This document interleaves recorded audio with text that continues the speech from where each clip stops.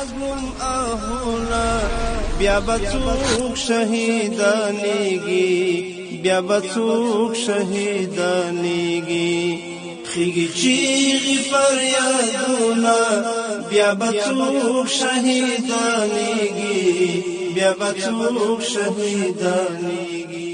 دا د یوې کورنۍ دغه حالت وي نو هغه حال هغه ورځ او هغه شبه چې دوی په کور کې تیریږي هغه شبه به څنګه وي؟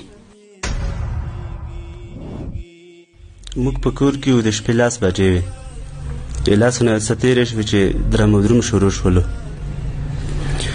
بیا نه چې کله بمبار وشولو موږ چې راوکتل چې ډېر سخت حالت و بمبار و جیټو بمبار کو د نورو تیارو بمبار کلو.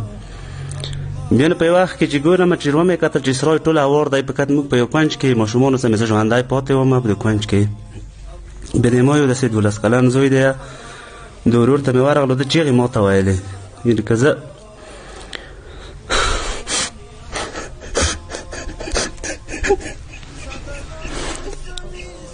دا هغه حالت ته چې یو څوک د خپل غم او خپل درد کیسه نشي کولی.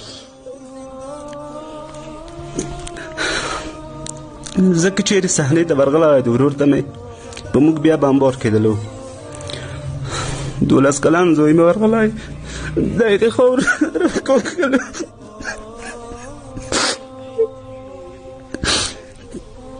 لسو بجو نه خاور لاندې وو د ټول شهیدان او د ورور مې د سهار ته 4 بجو باندې پس د 4 بجو نه چې ټول امریکایان لاړل موږ راوتلي یو د دغو همسایه کم دی تیلو پمپ چې دی دغه پناه را کړې ده پس دغه د 7 بجو نه زه تیل ته خلک راغلي دي کلي د شهیدان یې روښکلي دي.